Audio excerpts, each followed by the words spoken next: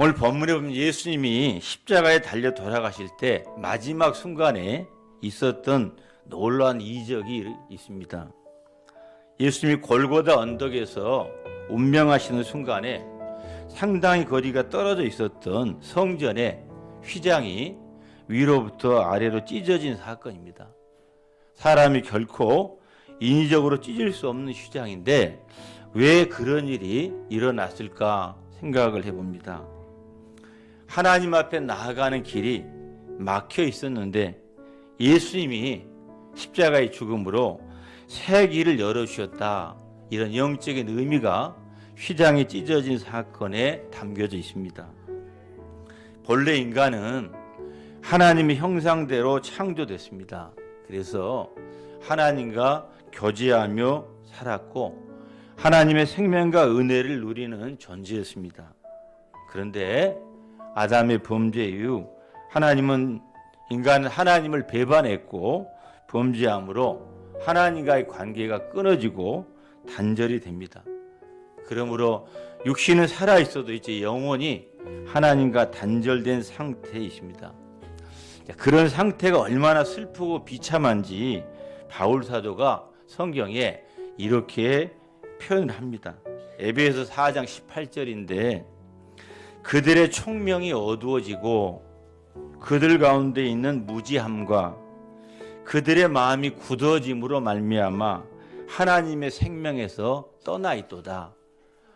인간이 하나님을 알고 믿기 전에는 이렇게 하나님과 관계가 끊어져서 너무나 어리석고 또 무지한 가운데서 이렇게 생명의 복을 얻지 못하는 그런 상태에 있다고 말합니다.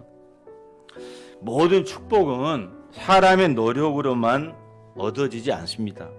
반드시 하나님이 주셔야만 복을 받습니다.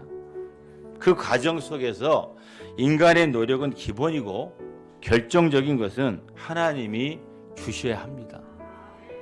인간이 아무리 노력하고 애써도 하나님이 축복하지 않으면 안 됩니다. 그런 의미로 야고보서 1장 17절에 이런 말씀이 있습니다. 온갖 좋은 은사와 온전한 선물이 다 위로부터 빛들의 아버지께로부터 내려오나니 아멘. 그러니까 온갖 좋은 것이 다 하나님이 주셔야 한다. 이렇게 말씀합니다. 모든 축복은 오직 하나님께로만 옵니다. 그래서 우리가 하나님과의 관계가 좋아야 하는 겁니다. 그런데 인간이 죄로 말미암아 하나님과의 관계가 깨졌고 그 모든 축복으로부터 단절되었다고 성경은 말씀합니다. 이것이 얼마나 안타까운 문제고 사실은 인간의 근본적인 문제입니다. 그렇다면 인생에서 가장 중요한 문제가 뭘까요? 하나님과 인간의 막힌 관계를 뚫고 하나님께 나아가는 새 길을 만드는 게 급선입니다. 하나님과의 관계 회복이 우리 인생의 가장 중요한 문제입니다. 그 길을 열어주신 분이 바로 예수님입니다. 그런 사실을 그림처럼 보여주신 사건이 오늘 본문에 나오는 성전의 휘장이 찢어진 사건입니다. 예수님은 하나님의 아들이십니다. 그런데 인간으로 오셨어요. 모든 인간은 죄인입니다. 예수님은 동정녀 마리아에게서 성령으로 잉태되셨습니다. 왜 하나님이 이 방법을 택했냐면 예수님이 이 세상에 출생할 때 죄의 오염을 막기 위한 겁니다. 그리고 죄 없는 분으로 탄생하기 위해서 동정녀의 몸을 빌어서 예수님이 탄생하셨습니다. 그러면 죄 없으신 예수님이 왜 십자가에 죽으셔야 했을까요?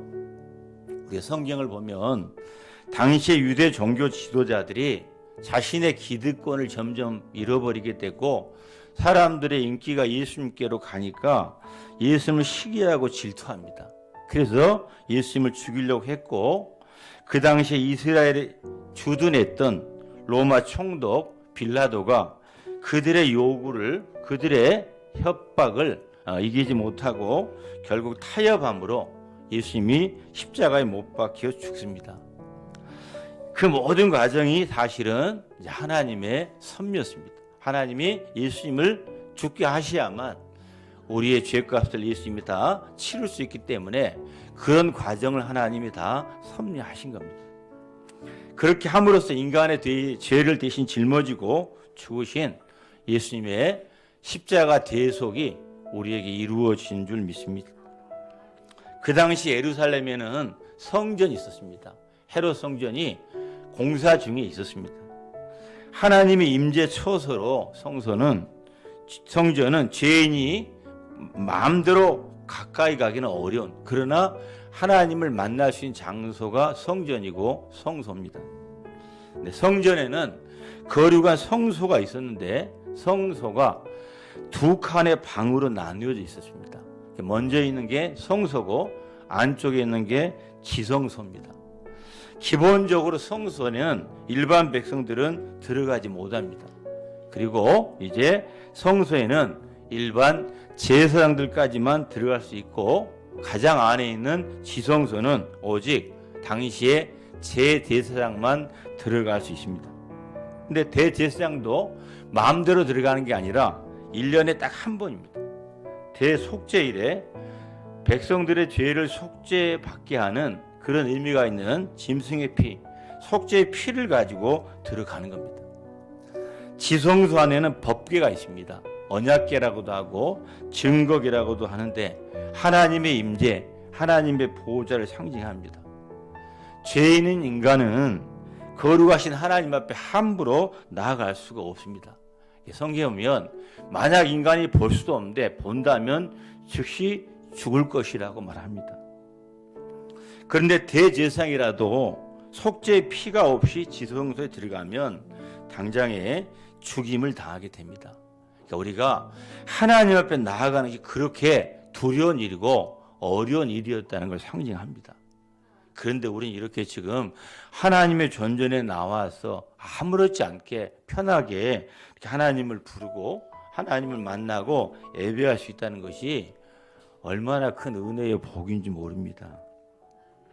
자, 이런 사실을 상징적으로 보여주는 게 성소와 지성소 사이에 드리워져 있는 휘장입니다. 그러니까 아무나 하나님 앞에 나아갈 수 없다, 막아져 있다 하는 걸 상징합니다. 휘장은 죄로 말미암아 인간과 하나님의 관계가 끊어져 있다는 것을 상징합니다. 가로막혀 있다는 걸 보여줍니다. 그런데 예수님이 십자가에 피 흘려 죽으신 것은 이제 예수님이 우리의 완전한 대제사장이 되셔가지고 짐승의 피를 갖고 들어가는 게 아니라 자신의 피로 그 휘장을 지나서 지성소로 들어가셨다. 그래서 우리가 하나님 앞에 나아가는 길을 열어주셨다. 그런 의미가 있습니다. 그 의미를 히브리서 9장 12절에 이렇게 말씀합니다. 염소와 송아지의 피로 하지 아니하고 오직 자기의 피로 단번에 영원한 속죄를 이루사 성소에 들어가셨느니라. 아멘. 자, 예수님이 이제 짐승의 피를 갖고 들어가는 게 아니라 자신의 피로 하나님 앞에 나아감으로 이제 하나님 앞에서 우리를 위한 단번에 영원한 속죄가 이루어졌다는 겁니다. 그 공로를 믿고 누구든지 이제 하나님 앞에 나아갈 수 있는 길이 열렸다. 이렇게 성경이 말씀합니다. 그러니까 십자가 죽음으로 이제는 더 이상 구약 시대와 같은 짐승 제사가 필요 없습니다. 그래서 이단들 중에 구약의 어떤 의식이나 제사를 가지고 사람들 미혹한 일에 절대 속으면 안 됩니다. 지금도 유월절을 지켜야 된다는 등 이런 말 아주 위험한 말입니다. 누구든지 십자가를 의지하면 하나님과의 관계가 회복이 됩니다. 하나님과 인간 사이 이제 예수님이 새로운 길을 열어주셨습니다. 누구든지 예수님을 믿음으로 예수님의 보혈의 공로를 의지해서 하나님 앞에 나아가게 됐습니다. 그런 사실을 분명하게 확인할 수 있는 사건이 성전의 휘장이 찢어진 사건입니다. 오늘 본문 한번 읽어보겠습니다. 그 내용을 37절, 38절입니다. 같이 한번 합독합니다. 천천히 시작. 예수께서 큰 소리를 지르시고 숨지시니라. 이에 성소 휘장이 위로부터 아래까지 찢어져 둘이 되니라. 아멘. 자, 예수님은 예루살렘 성 밖에 있는 갈보리 언덕, 골고다 언덕에서 십자가에 죽으셨습니다. 근데 바로 그 순간에 상당히 떨어져 있는 멀리 성 안에 있는 성전의 성수와 지성소를 가로막고 있던 휘장이 위로부터 아래까지 쫙 찢어졌다는 겁니다. 누가 찢었을까요?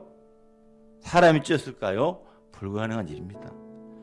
사람 중에 그 휘장을 감히 누가 찢겠습니까? 게다가 길이가 10m가 넘는다고 합니다. 그리고 두께가 어른 손바닥 두께보다 더 두껍다고 해요. 그것이 단번에 그 순간에 예수님 운명하신 시간에 쫙 찢어집니다.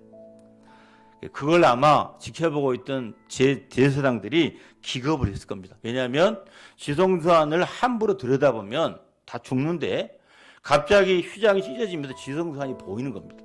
얼마나 당황했겠어요. 그런데 자기들이 죽지 않는 걸 보고 더 놀랐을 겁니다. 그것은 십자가 속죄로 하나님과 인간 사이에 새 길이 열린 것을 보여주시기 위해서 하나님이 역사하신 이적입니다.